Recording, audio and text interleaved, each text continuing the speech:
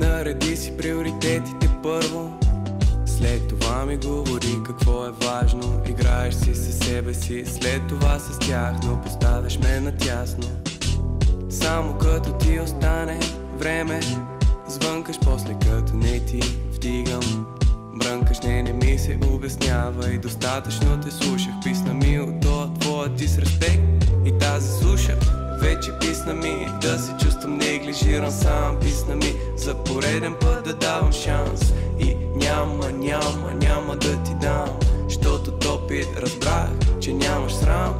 Появи се, мислих, че си мой другар, дясната ми ръка, спътник в живота, но за Бога оказа се учителя, който ми показа реалността жестока. Падам в бездна, след минути се изправям и прощавам. Дори да наранява, премълчавам. А колко искам да ти кажа, но сега заед съм да науча как да не те мразя пак във влака. Отивам там, където зная, че желан съм и такъв ще си остана. Тихо страдам, израствам, промяна. Но така сме ние хората невежи за последствията от всяко наше действие.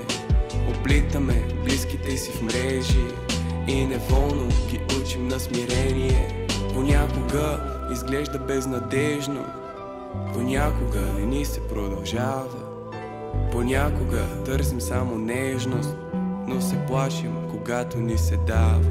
Но нека поясня, не жалея от миналите времена и моля се, нека вятъра ми е попътен. Научих първо трябва да храня своята душа, след това да давам на другите. И пак усмихвам се, спомням си понякога как разпалено гореше пламъка на любовта. Сега затишие, денем карам само на вода. Вечер какво да правя, сам прибирам си и разбрах, каквото и да правим, ще минем направо през окото на бурята.